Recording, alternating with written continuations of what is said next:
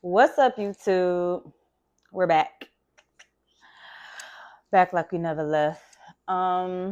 Let's go ahead and wrap up this whole summer house thing because it's over. It's done.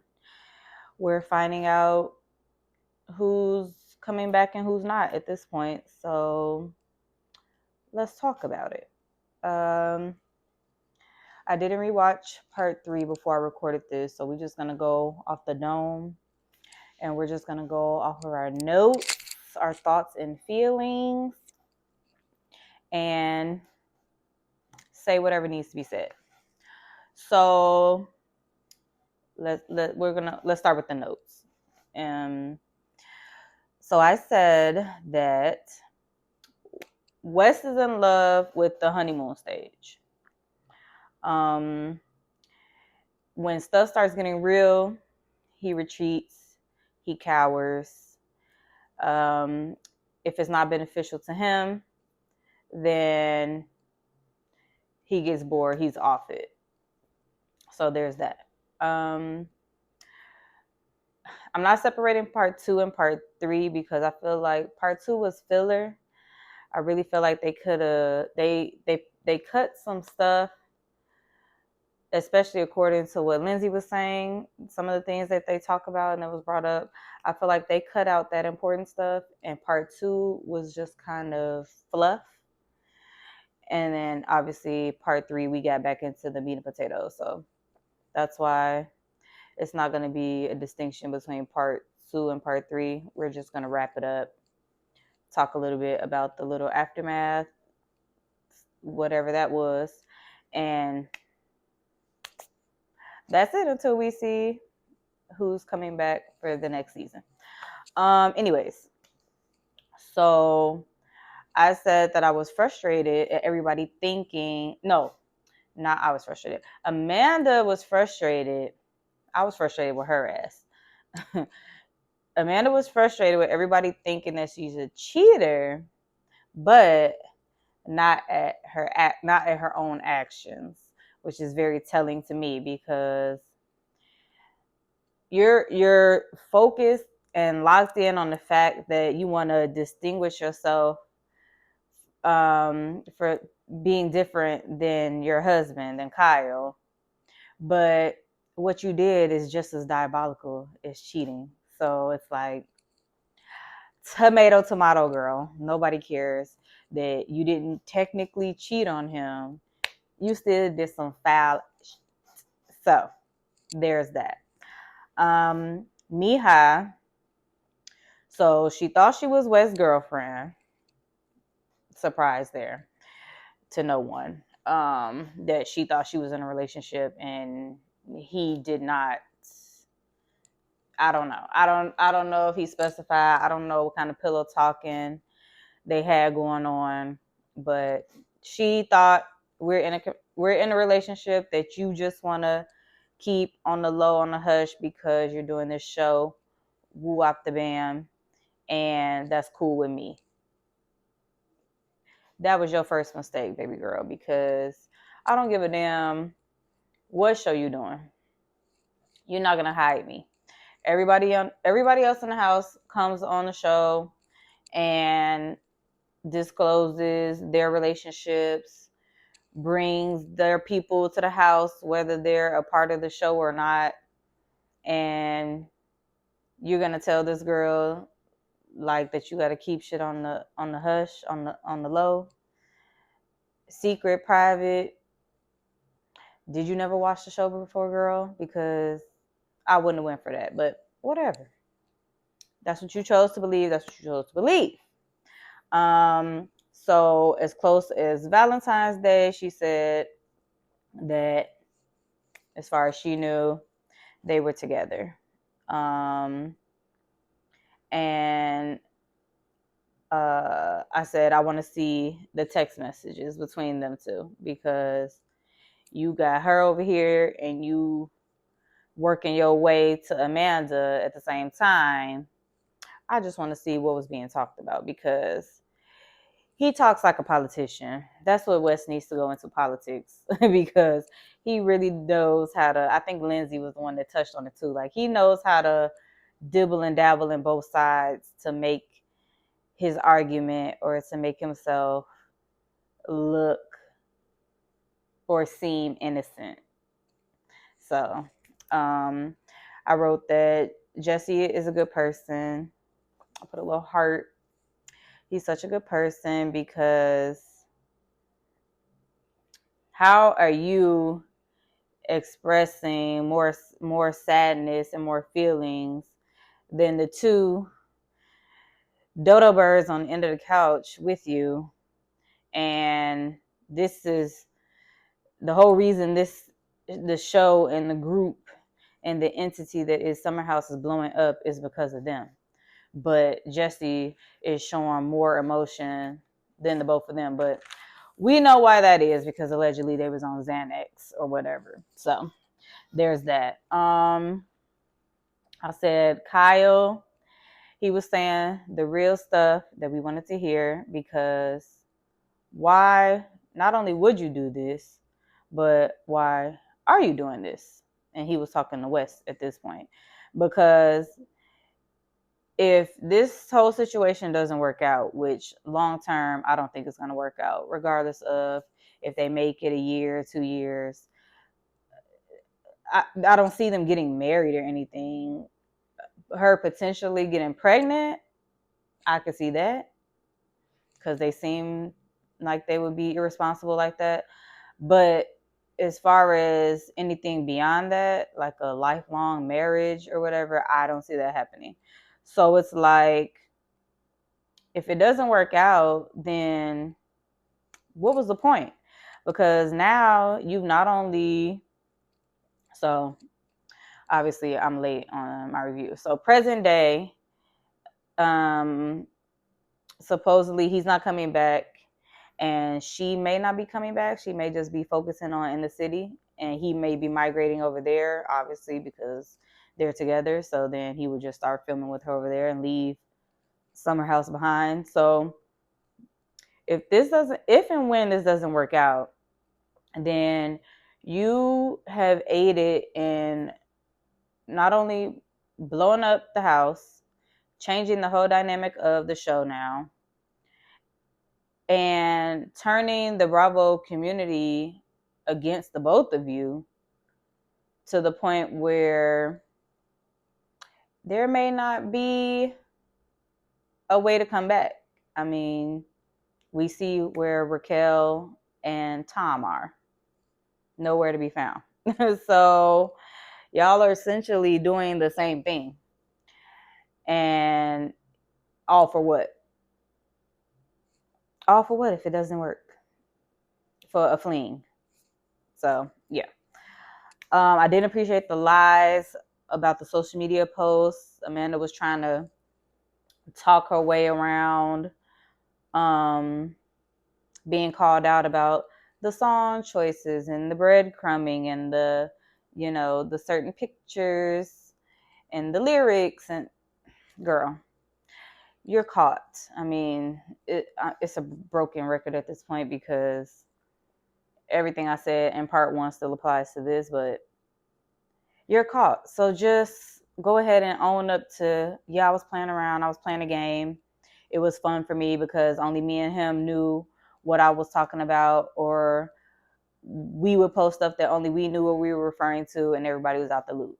Like, just say what it is, because I don't post no Instagram picture and attach a song to it at random. If I'm attaching a song to it, it's because it's either trending or it's because the lyrics have something to do with what I'm trying to convey in the post. So she's just an all around liar, and I can't respect it. I can't respect it because we're here to get to the bottom of the things, and you still want to play victim, lie, play games. But then I hear at the end of City reunion, obviously, because we had more time and more information come out, blah, blah, blah, blah, that she revealed more things. And it's like, yeah, but we asked you to do that on your own reunion. So it's like, I'm just off her. I really am.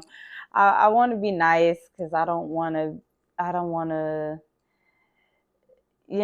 Anybody can have the chance to be redeemed when it comes to reality TV, but those two just left such a bad taste in my mouth that it's like I just kind of don't care to know what y'all have to say now because we gave y'all the opportunity and y'all came high. So yeah. Anyways, so I said so they were asking her when you watched back the season, no, did you watch back the season? And then, if so, like how do you see Ciara being such a supportive friend to you and you know still go to do what you did, obviously. And she's like, oh, I haven't been watching the show. Okay, but you lived it. So even if you haven't watched to see how the editors cut everything, how it all, how they all made it all melt together, you lived it. So you still have no excuse to not have an opinion on how you looked and how you were treated by your former best friend, and then you choosing to pursue her ex. So just more playing victim. I don't know. It's like I, I I don't even know what to say. I just feel like you want to avoid accountability by watching because you want to say, well, I know how I know how the editors made everything look, and then it's so easy to pinpoint which parts, which scenes is gonna make the viewers drag me or whatever. And it's like, so you're more worried about what we, the viewers, are going to drag you by your eyelids about instead of actually hurting these people in your life that are your castmates and friends. That's very telling. Very telling. It's very West coded. Like, you're worried about how you come off, but you're not worried about actually being a good person and a decent human being. So yeah, there's that. She said at one point, it kills me to know I have caused you this pain. And that stuck out to me specifically because you made it about you. Even though the two people you hurt are like destroyed by this whole thing, it's like, oh, it kills me to know that I am the one that did this to you. It's like, um, I wouldn't I wouldn't put the emphasis on taking ownership for being a douchebag, but that's just me. I would be in tears. I would be so apologetic, they would be telling me to stop apologizing to my almost ex-husband and ex-best friend, because just to do something like this, the fact that Carl, Jesse, KJ, everybody else is in tears and y'all are just stoic, no emotion, no empathy, just kind of looking like, can we get this over with so we can go? That's just that's the energy they were giving the whole time. Just like, can we get this over with? And that's why you don't take pills that suppress your emotions, because now y'all look like sociopaths.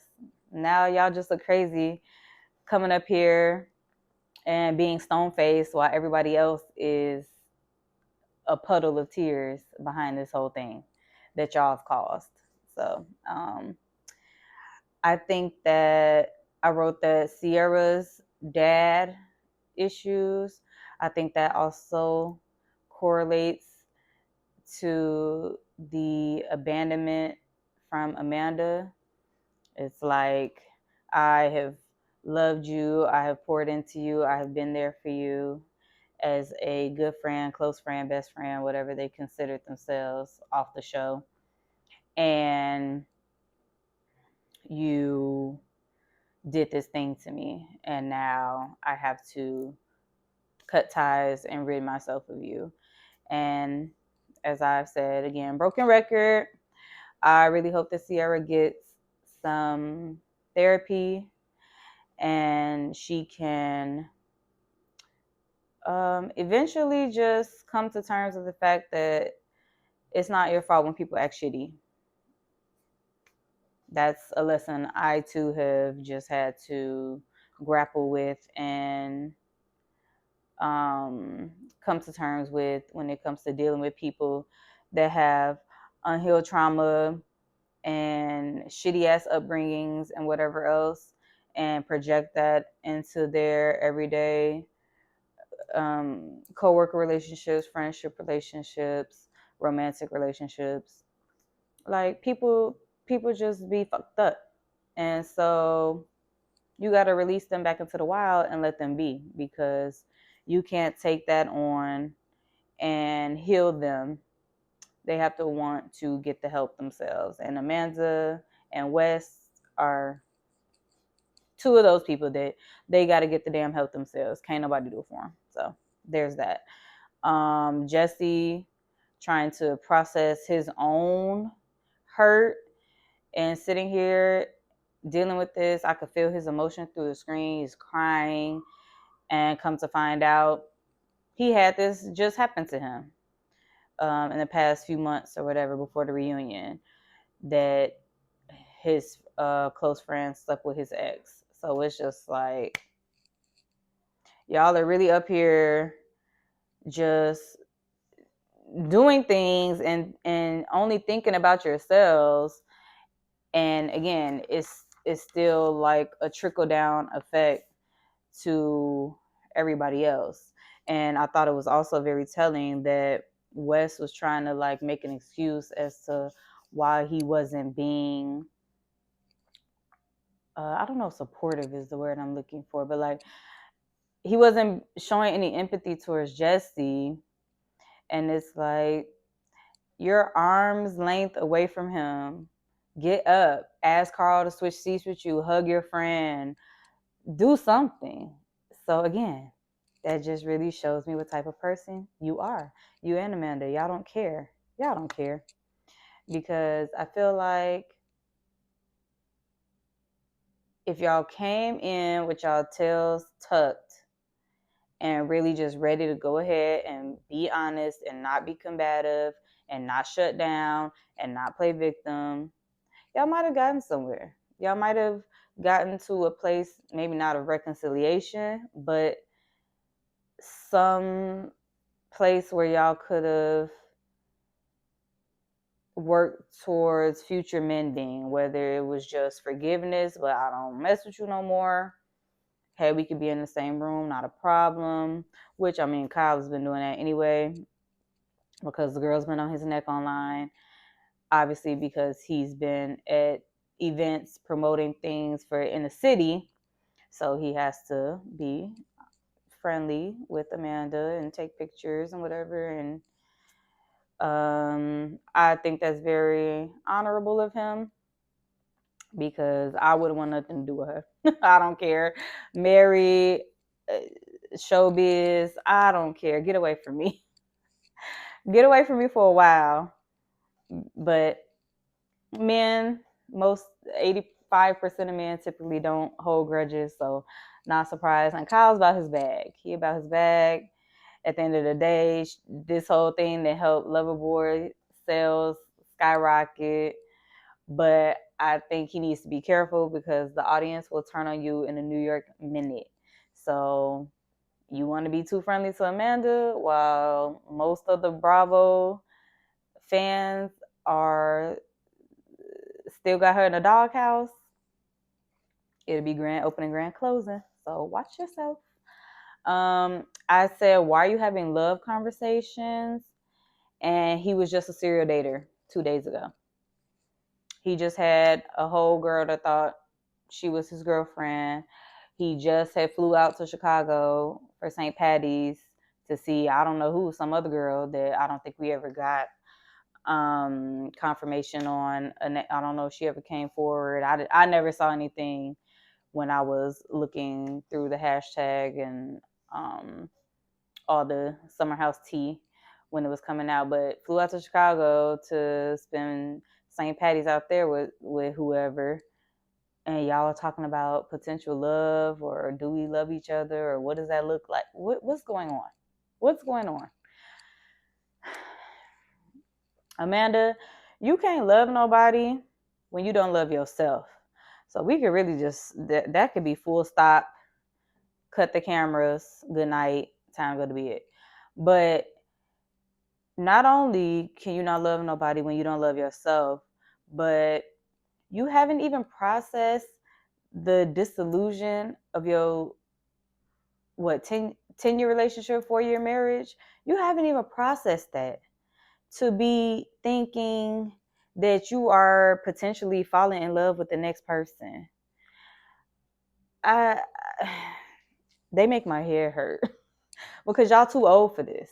If y'all were 22, 23, 24, I'll let y'all have it. I'll be like, all right, young and dumb. But y'all are both over 30. Like, get it together for real. Y'all too old to be this dumb. It don't make no sense. I said Wes is already stressed. He's like, oh, I can't wait to get back to the beginning of a relationship. And they read him down to the damn ground. They're like, the honeymoon phase, that's what you're talking about? And yes, because Wes is always chasing the honeymoon phase. That's why he's a serial dater. He likes that first feeling of getting your number. First 3 months is fun. We fucking, we drinking, we going out, we partying, we turned up.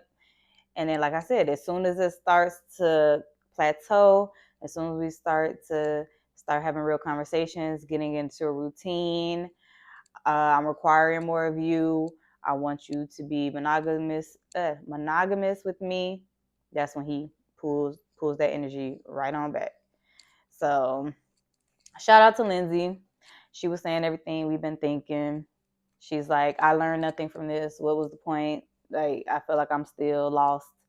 And I think that's how we all felt. Because again, when you let these two dimwits come on under the influence to where they just completely zone out and we can't really get down to the nitty gritty, and then they're lying about the timeline and the story, and this is what we were doing because present day, Wes, I forget if it was on his podcast or I think he was interviewed by somebody. He gave all the tea. He's like, oh yeah, well, no, it wasn't a lie that we hadn't technically hooked up until after the statement, but basically said they were doing stuff prior to. So read between the lines. Y'all were engaging in oral activities, making out, and whatever, and having sleepovers. So it's like you're trying to play semantics instead of saying, yeah, we were. This is the extent to what we're doing, and there wasn't any P and V until after the statement.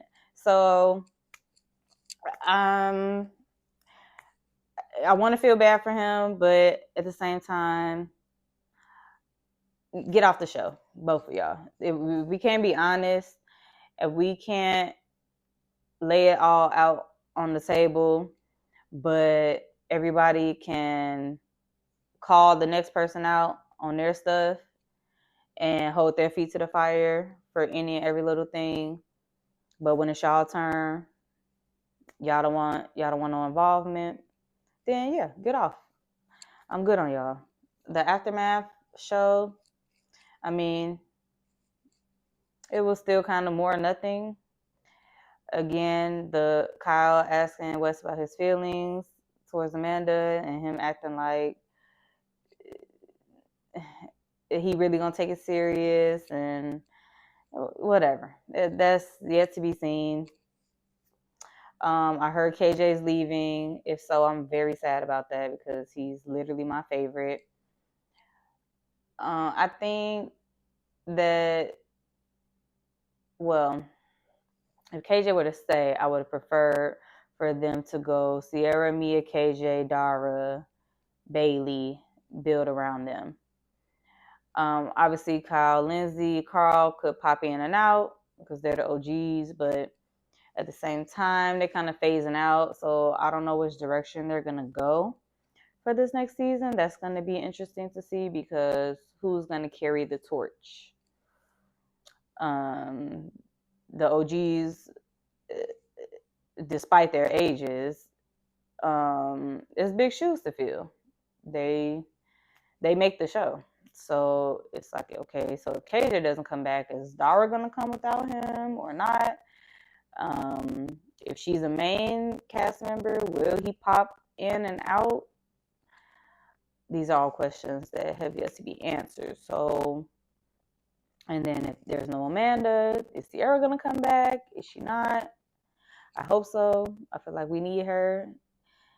We can't have all these newbies in the house. So we definitely, I feel like we need Kyle and Sierra to come back for sure. As far as Miha, I hope they don't bring her on the show. I hope that whole interaction with them two was Sierra being a little facetious because we don't need to bond over Wes.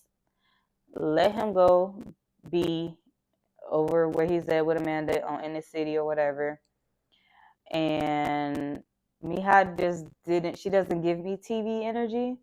She doesn't seem like she would be a good fit. She was a little dry, a little awkward on camera. So it's like we don't need to bring you on just because like I'm good on that. But I want to see a house with majority or all singles.